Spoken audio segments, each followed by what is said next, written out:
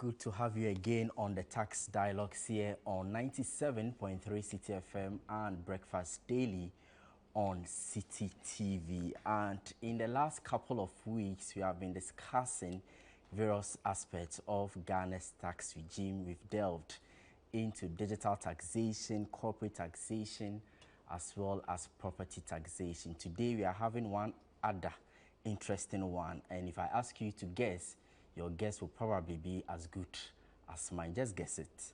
And we are talking about taxation in the informal sector. I'm sure you're smiling because this is one topical aspect of the tax conversation that every now and then we hear tax analysts, government agencies, as well as civil society organizations talking about it. And so this particular conversation, the tax dialogues, is being spearheaded by Oxfam Ghana. The idea generally is to widen our knowledge about the tax obligations, as well as ensure that we shape opinions about the country's tax system, but most importantly, drive positive attitudes towards the payment of our taxes. And today, helping with the discussion on informal taxation, our very own good friend from the Ghana Revenue Authority, Madam Emilia Assam. She is an assistant commissioner at the Ghana Revenue Authority. Madam Emilia, good to see you and welcome once again. Thank you.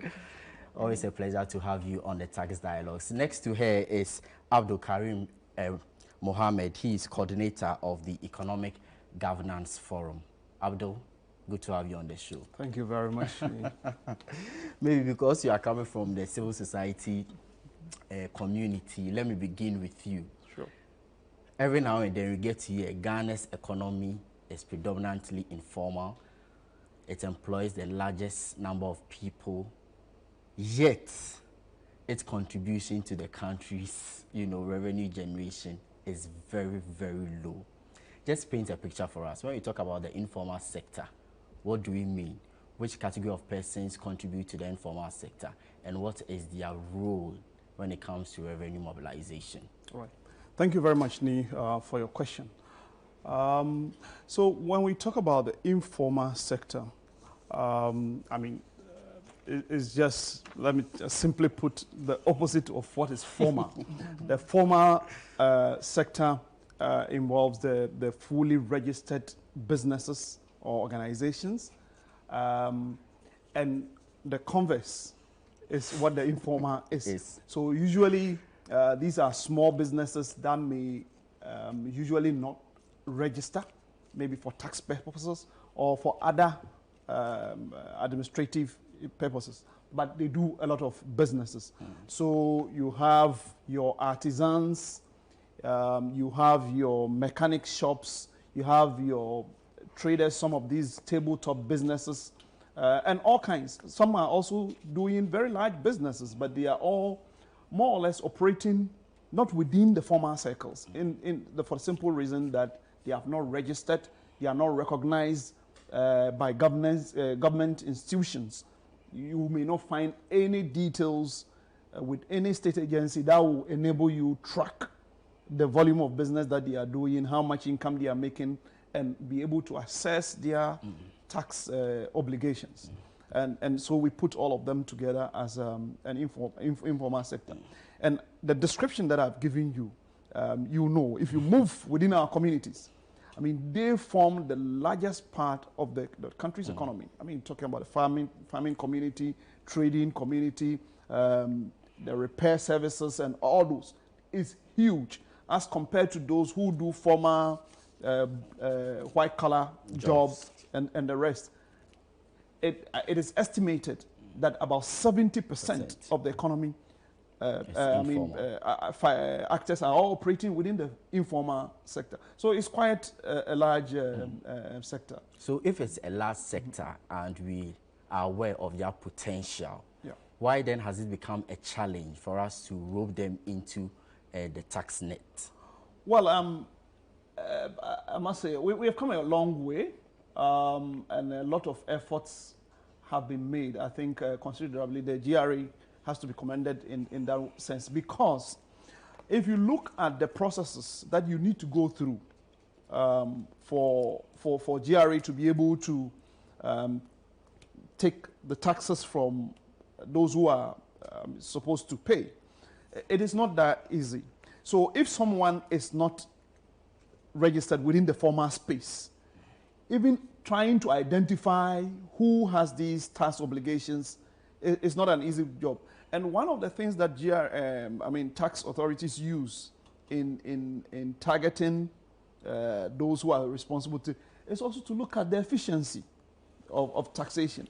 If you look at how much it will cost you to go identifying and pursuing the individual as against how much you are likely going to get from them, you do the cost-benefit analysis. You will see that you are better off even maybe leaving them. But with time, technology has advanced, things have improved, our identification system and all that. So it is making it much, much more easier for us to be able to target them much more easily. And there have been other innovative ideas I think we will discuss as time moves on. But before I move to Madam Emilia, I want you to let us understand the potential of the informal sector. People every now and then get to hear that let's tax the informal sector, let's widen, let's bring in more people. But perhaps people do not appreciate their contribution. So maybe paint that picture for us. Indeed. Thank you. The informal sector has a lot of potential, as I've already said, because a lot of economic activity happen within that space. So, for instance, if you take someone who is operating a business, which is you will just take, just me buying and selling. So for some of them, if you look at the volumes that they are trading in and how much, if you look at the cash flow, it is far higher and above someone who, say, is employed as, let's say, a secretary. And you look at their earnings, how much they are paid. Because we are within the formal sector, it's very easy for you to estimate what their tax obligation is, for instance, pay as you earn. The payee as we describe it, and for you to be able to deduct it from source. But when it comes to someone who is operating the business that I've described in the informal sector, even the record keeping may not be up to date. So you are unable to estimate accurately how much they are earning, what is for the business, and how much is their personal income for you to be able to estimate. So they may pay some forms of taxes because maybe if you are an importer, you pay something at the port and the rest. But as to how much they are earning and to be able to target it and say, okay, this is your tax obligation in terms of your income tax and the rest, it becomes quite challenging. You understand? And because of that, a lot of people get away with that. So cumulatively, if you take the people operating in the automotive sector or, the repair and maintenance, everything that you can think about. It's not just only mechanics. All the repair and maintenance sector. You look at the trading. You look at farmers. You look at, artisans, these masons, and carpenters, painters, and the rest. And cumulatively, you put everything together, we are talking about billions of Ghana cedis that just go without any, contribution towards our national development in terms of their taxes. Very well, Abdullah, I'll come back to you Sure. and for us to talk about, other aspects of this conversation. But Madam Emilia, you are with the GRA. How will you describe the informal sector? And from where you sit as well, what will you say is the merits of, trying to bring in the informal sector, as well as the challenges you have been facing thereof? Thank you very much. When we look at taxation, everyone who is doing business in Ghana is expected to register. And the law establishes that if you are earning income, then you pay tax on your profits. When we talk about the informal sector for GRA, we have two main categories. And one is what Abdul talked about. The small ones and those that we don't see. And we have another category, those who are doing big time business and run away because they want to evade. And for GRA, when we look at taxation, we are concerned about ensuring that there's fair play. Everyone must contribute a cedi or two to make sure that we have money in the kitty for services that the government must render. So we expect that whether you are small or big, you must contribute. And one thing we've observed is that there has been great change with the introduction of the Ghana card. Everyone's name is listed. And GRI has put in measures to ensure that everyone who is supposed to be registered gets into the net. For example, the introduction of the upfront VAT. If you are an importer, when you import, we get to know it. And we will tax you. And you are expected to come to GRI and register. And we also talk about these professionals. Now we are engaging the professional bodies. You have doctors operating, engineers operating, contractors, architects who are operating in Ghana, who are also not paying tax. We see them in the informal sector. Then, more so, now GRA has started paying online. With the payment online, wherever you sit, you can always pay your taxes. We have some challenges because of the amendments in the law during COVID time, where some of those small businesses were taken off because of the challenges during COVID. The difficulty we have now is that some of them, they assume that taxation for them is over. So you realize that we have dwindling revenue in that area. So for us, there has been amendment in the law to ensure that all these people will have tax that are not regressive, but progressive, in the sense that we introduced the modified taxation, where taxpayers who have turnover of below 20,000 fall in one category. You should be a resident Ghanaian. You should have one business. You don't have to have outlets. You should not be a professional. You should not be into partnership. There should not be complexities in your business said that you cannot register. You've called into that category. And those people are those who pay the tax stamp. The tax stamp divides them into categories. We have three main ones, where you are either a small business, a medium, or large, small, or medium. And they have different taxes. For example, and we also use PROSIS to determine how much a small business or a medium one should pay. For example, when it comes to vehicle income tax, that is targeted at those who have buses, taxis, who run. And now we've extended it to Uber and those ride-hailing apps. Exactly. So you realize that we are expanding our scope. So we have a category of people who may be operating the presumptive tax, who may be required to register for VAT. And some can also walk in voluntarily to register for VAT, so that they can take advantage of input tax claims that they need to have. Exactly, because if I put what the two of you have said together, the sense I get is that it's either we are bettering our formalization processes to get everyone on board, or we are encouraging voluntary tax compliance. That's the sense I get. I don't know if it's quite different from your end. So maybe let's take it one after the other. What's the collaboration between, let's say, the GRA and also the Office of the Registrar General to ensure that a lot more businesses are registered, if that is the panacea to ensure that we're roping more people? All right. And how effective have the process of formalization been over the years? All right. GRA data, initial data that we have on taxpayers is from RGD. Now, the moment you are registered, automatically your information is channeled to us. However, the challenge there is that some are doing business, not registered. So with your Ghana card, we see that as your tax identifier. So we are using it. So when you go to RGD to register, the moment you are registered, then you are in our net. So information is available. We are not limiting it to that. We are also relying on third-party information. We are collaborating with agencies, competent authorities in different countries who are giving us information. There is now exchange of information concerning transactions of resident persons who are banking outside the country. So there is a lot of information we are following on. And our emphasis is on voluntary tax compliance. So that GIA has started an initiative where people are coming in to voluntarily disclose, where we are not criminalizing whatever you do, so that when you come, all the penalties and other charges which you will otherwise suffer, we will waive all those things. But we expect that you come. But if you don't, it's a dual system. If you will not comply voluntarily, then we have to come in. We will audit you by getting information on your transactions. We look at your lifestyle by establishing your net worth. We will look at your expenditure. We can also look at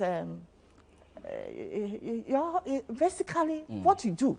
If you have schools, children who are schooling outside, if you are living in a posh building in East Legon, and we don't find you in your our network, our information, our database, then we have to fish you. And when we get you, then you will be expected to pay all the penalties. So we encourage everyone. But the most interesting part is that when you go down to the ordinary person who is not paying taxes, for want of, the best expression would be that tax evasion. Yeah. Of course, maybe you use this opportunity to educate us on the difference between tax avoidance and tax evasion. We'll come to that. But the issue is that either the process is cumbersome, bureaucratic, you go there, it's time consuming, people are not opening up to help you do it. And in fact, there is no clarity with what the taxes are being used for. People are paying taxes, there is no accountability. They don't even, they are struggling to identify what exactly their taxes are being used for. So if they sit down and they realize that, well, government is taking my taxes for absolutely nothing, why then should I go and formalize my process for them to tax me, or voluntarily wake up and then go to the GRA and say that I've come for us to ensure that? How do we strike and find a balance in ensuring that these nuances are resolved? Let me throw that to you, Karim. Thank you very much for that question. I think in our daily conversations, these are some of the issues that easily get thrown at us when you are doing tax education. That, okay, we keep paying these taxes, but we don't see how. But I think we must start from somewhere, because even when we are making those accusations, you want to describe them as accusations? We must, we must ask ourselves, whatever services that we are enjoying, whatever service, electricity, water, or whatever, maybe you don't have good roads, so you are complaining. You understand? Maybe water doesn't flow frequently. But the question you ask yourself, okay, the small one that you get, how does it get to you? And if we use that as a starting point, we will know that, oh, at least it is through these taxes, the little, or those who pay the little, is what is used in providing those services. And come to the point that, and the realization that if we should all come together and contribute to our quota, then there will be a lot more in the kitty, you understand, to provide more efficient services. Unfortunately, the GRA is the one that tends to be confronted with that challenge, because they have to go and face potential taxpayers and explain to them the need to. But I think time has come for the service providers to be brought into the picture. You understand? Because, I mean, the more efficient their services are, the better it will encourage citizens and businesses to also contribute their quota. So for us, I think the education shouldn't be, one-sided. It shouldn't only be the responsibility of the GRA, but we should have this service provided. I mean, nothing stops water company to be engaging the public and business service providers to explain to them what the challenges are.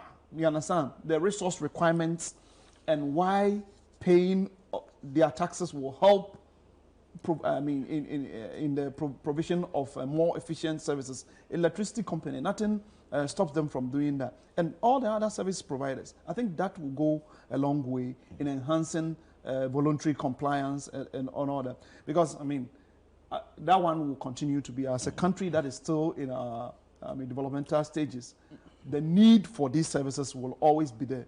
But the realization we must all come to is that until we contribute our quota, we will never get to where we want to get to. It's a difficult conversation, but we must have it. Very difficult. And you talk about enhancing voluntary compliance, but I am interested in knowing specifically what action strategies do you think both government, individuals must adopt? Because it's been more than 6 decades, let me put it that way, since independence. We are struggling to get our informal sector being a major contributor of revenue generation, revenue mobilization in Ghana. So beyond the probity, issues of probity, issues of accountability, efficiency, eliminating barriers, bottlenecks in the registration process and what have you.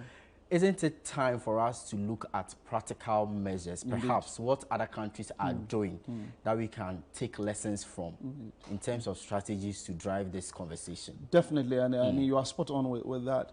We need to change some of the old ways that are not yielding results as much.